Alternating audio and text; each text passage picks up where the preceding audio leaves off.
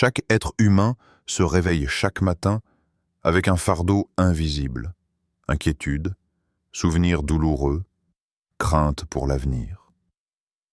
Ces ténèbres intérieures ne sont pas toujours visibles aux yeux des autres, mais elles pèsent lourd sur notre cœur. Le roi David, dans le psaume 27, commence par une déclaration puissante. « L'Éternel est ma lumière et mon salut. De qui aurais-je peur ?» Ces paroles ne sont pas une poésie religieuse, elles sont une arme spirituelle contre l'obscurité intérieure. La lumière de Dieu n'est pas comparable à celle du soleil ou d'une lampe. Elle pénètre plus profondément. Elle éclaire les zones secrètes de notre âme, la peur de l'échec, la honte du passé, les doutes qui murmurent que nous ne serons jamais assez. Cette lumière a une fonction double. Elle révèle ce qui est caché et, en même temps, elle guérit et libère. Lorsque nous commençons la journée en proclamant que Dieu est notre lumière, nous prenons une position claire. Nous refusons de laisser les ténèbres intérieures dicter nos émotions ou nos choix. Nous déclarons que la vérité divine a plus de poids que les mensonges qui nous entourent. Se lever avec cette conscience transforme la manière d'affronter la vie. Ce n'est plus la peur qui nous dirige, mais la certitude que nous avançons avec une clarté qui ne peut être éteinte. La lumière de Dieu devient un guide, une boussole et un bouclier. Voilà pourquoi, chaque matin, s'ancrer dans cette vérité change radicalement la trajectoire de notre journée. 1. Ne pas craindre l'adversité. Chaque vie est marquée par des combats visibles et invisibles. Même lorsque nous marchons avec Dieu, les difficultés ne disparaissent pas.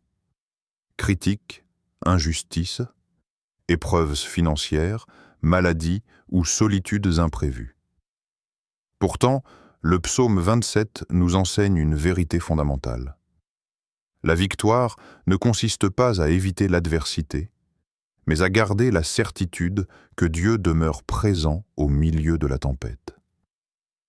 David, l'auteur du psaume, connaissait bien la peur.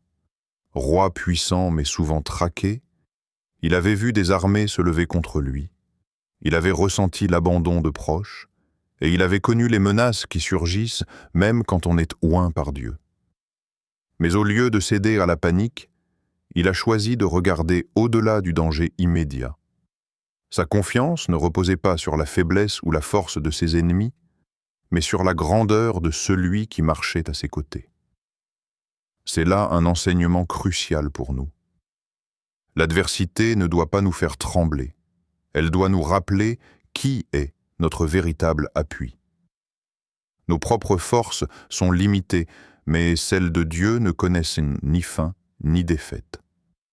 Quand nous méditons ce psaume, notre regard se déplace. Au lieu de voir uniquement la taille du problème, nous nous rappelons la puissance de celui qui règne au-dessus de toute chose. Pense à Élisée et à son serviteur dans 2 Rois 6. Alors qu'une armée ennemie encerclait la ville, le serviteur paniquait. Mais Élisée déclara « Ne crains point, car ceux qui sont avec nous sont plus nombreux que ceux qui sont avec eux. » Dieu ouvrit alors les yeux du serviteur, qui vit les chars de feu protégeant leur camp. De la même manière, méditer le psaume 27 ouvre nos yeux spirituels. Nous découvrons que nous ne sommes jamais seuls. La peur veut nous paralyser, mais la foi nous pousse à avancer avec assurance. L'adversité devient alors une occasion de manifester la fidélité de Dieu. Ainsi, nous pouvons dire « Oui, l'ennemi s'élève, oui, les tempêtes grondent, mais mon cœur demeure ferme, car l'Éternel combat pour moi. » Cette certitude nous donne une paix que le monde ne peut offrir, et un courage qui dépasse la logique humaine. Cherchez la présence de Dieu comme unique refuge.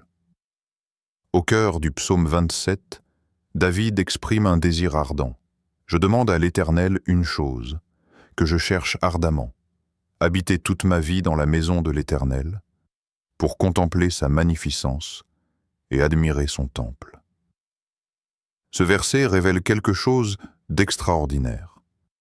Bien que David ait eu des palais, des soldats et des victoires militaires, il savait que rien ne pouvait égaler la paix d'un seul instant passé dans la présence de Dieu.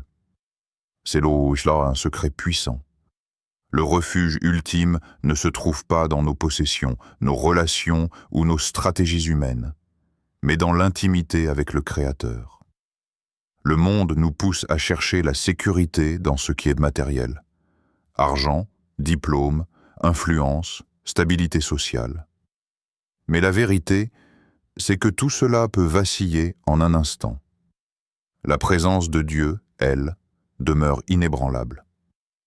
Lorsque nous choisissons de commencer notre journée dans la prière et la méditation, nous faisons de la présence divine notre sanctuaire. Dans cet espace, les bruits du monde s'apaisent, les chaînes de l'anxiété tombent, les blessures intérieures trouvent guérison, et notre âme se repose dans une paix que rien ni personne ne peut arracher. Jésus a confirmé cette vérité en disant « Venez à moi, vous tous qui êtes fatigués et chargés, et je vous donnerai du repos. » Ce repos n'est pas seulement physique, il est spirituel. Il s'agit d'un ancrage intérieur qui permet de traverser les journées les plus difficiles avec une sérénité inexplicable. Chercher la présence de Dieu, c'est aussi un choix de priorité. Beaucoup de personnes remplissent leur journée de tâches, de projets, d'urgences et ne laissent que les miettes de leur temps à Dieu. Mais David nous montre un autre chemin. Placer Dieu au centre, non pas comme une activité parmi d'autres, mais comme la source d'où tout le reste découle. Quand notre refuge est en lui, même si l'orage fait rage, nous restons en sécurité. C'est comme une maison bâtie sur le rocher. Les vents soufflent, les pluies tombent, mais elles ne s'écroulent pas, car ses fondations sont solides.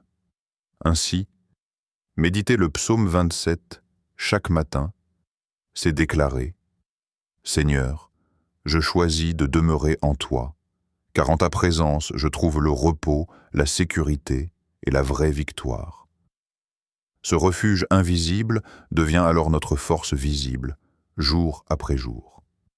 3. La protection de Dieu au jour de la détresse.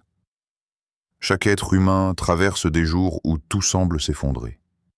Mauvaises nouvelles, trahisons inattendues, épreuves soudaines qui ébranlent notre équilibre. Le psaume 27 rappelle une vérité essentielle. Même au cœur de ces moments sombres, Dieu reste un refuge sûr, une forteresse imprenable. David n'écrivait pas ces paroles en théoricien, mais en homme qui avait expérimenté la détresse à plusieurs reprises. Traqué par ses ennemis, parfois abandonné de ses proches, il savait ce que signifiait se retrouver dans des situations où l'on se sent seul et vulnérable. Pourtant, il déclarait avec assurance que Dieu l'élevait sur le rocher de sa présence. Cette image est puissante.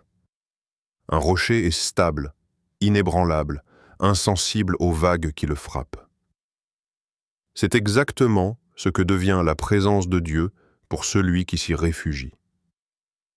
Dans notre monde actuel, la détresse prend des formes diverses. Pression professionnelle, instabilité économique, problèmes de santé, relations brisées, solitude grandissante. Nous ne pouvons pas empêcher ces tempêtes de se lever, mais nous pouvons choisir où nous trouvons notre sécurité. Si notre confiance repose uniquement sur nos propres ressources ou sur l'aide des hommes, nous serons vite ébranlés. Mais si nous faisons de Dieu notre abri, nous découvrons une protection que rien ne peut percer. Cette protection n'est pas seulement symbolique, elle est réelle. Elle agit comme un manteau qui couvre notre cœur, empêchant la peur de s'installer durablement. Elle agit comme une barrière invisible qui détourne les attaques de l'ennemi. Et elle agit aussi comme une élévation.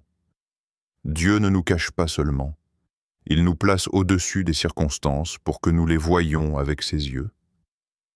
Il est important de comprendre que la protection divine ne signifie pas absence de combat. Les tempêtes peuvent rugir, mais elles ne détruisent pas celui qui demeure sous l'ombre du Très-Haut. Comme un enfant qui court se réfugier dans les bras de son Père au milieu du tonnerre, nous pouvons nous blottir dans la présence de Dieu et y trouver une paix inexplicable. Lorsque nous choisissons de commencer la journée en méditant sur cette promesse du psaume 27, nous ne faisons pas qu'espérer vaguement survivre à la journée. Nous déclarons avec foi, « Seigneur, tu es mon abri. Même si tout chancelle autour de moi, mon cœur demeure ferme. » Cette proclamation transforme notre état intérieur. Nous ne marchons plus dans la crainte de ce qui pourrait arriver, mais dans la confiance que Dieu veille sur chaque pas. Alors, au jour de la détresse, rappelle-toi que ta sécurité ne dépend pas de murs humains, mais de la fidélité de ton Dieu. Il t'élève au-dessus de la tempête, il te couvre de son manteau de protection, et il garde ton âme inébranlable. Voilà le secret du psaume 27. Dans la tourmente, tu n'es jamais seul. Dieu est ton refuge éternel. 4. Transformé. La peur en chant de victoire. Le psaume 27 ne s'arrête pas à la protection et à la délivrance. Il nous emmène plus loin, vers une attitude active de foi. David déclare « Je chanterai, je célébrerai l'Éternel », alors même que ses ennemis l'entouraient encore. Cette vérité est profonde. La victoire spirituelle ne commence pas quand les problèmes disparaissent, mais quand nous choisissons d'élever notre voix au-dessus de la peur. La louange est une arme spirituelle. Elle change l'atmosphère intérieure et extérieure. Là où l'angoisse veut enfermer ton cœur, la louange ouvre une porte vers la liberté. Là où l'ennemi veut t'intimider, le chant de foi proclame que Dieu est plus grand que toutes les circonstances. C'est ce que Paul et Silas ont vécu en prison. Au lieu de se plaindre, ils ont choisi de chanter. Résultat, les chaînes sont tombées et les portes se sont ouvertes. Transformer la peur en louange, c'est un choix quotidien. Chaque matin, tu peux décider de laisser tes inquiétudes nourrir ton esprit, ou bien tu peux lever ta voix pour proclamer la grandeur de Dieu. Plus tu chantes sa fidélité, moins la peur a de place. Plus tu déclares sa puissance, plus tes ennemis spirituels sont réduits au silence. La victoire commence dans la bouche avant de se manifester dans la vie. Ta louange attire la présence de Dieu et disperse les ténèbres. Alors, même si les tempêtes grondent, choisis de chanter ta victoire. Dis à ton âme, « Je ne nourrirai pas mes peurs, je célébrerai mon Dieu. » Et tu verras comment ton atmosphère intérieure se transforme en terrain de liberté et de joie.